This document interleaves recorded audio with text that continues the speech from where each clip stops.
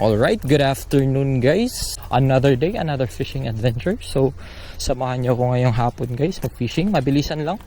Mga 1 oras lang tayo mag-fishing or 2. Kahapon pala, na-strikean ako ng napakalaking needlefish guys.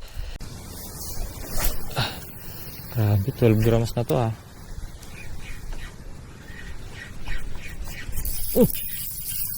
Guys, laki.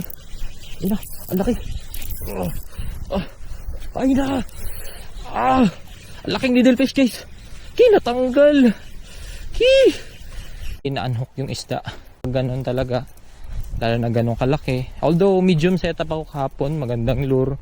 Pero expect natin guys kasi may mga instance talaga na ganun. Ma-unhook talaga yung isda. Pero thankful pa rin ako sa Panginoon dahil naka-experience tayo ng magandang laban. Yan. Ganda-ganda ng laban. Kahit saglit lang.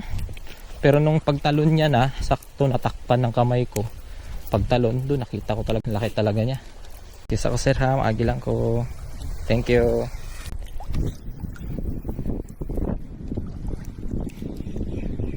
Ano na rin ang tubig. Takas ng alon.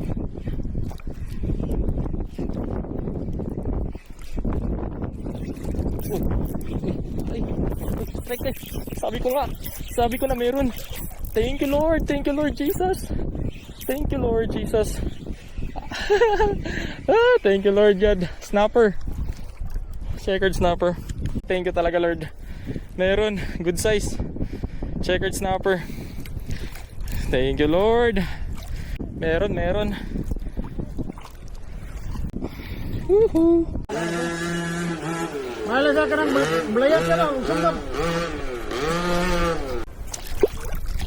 Tinuturo niya.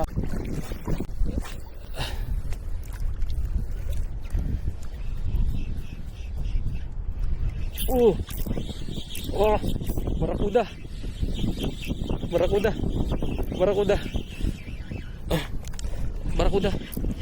Oh, thank you Lord Jesus. Nagulat ako sa strike niya.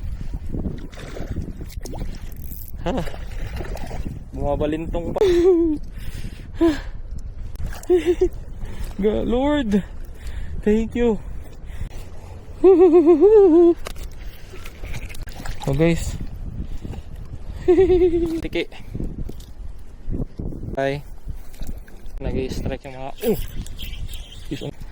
next time maybe. Checkered snapper, then barracuda.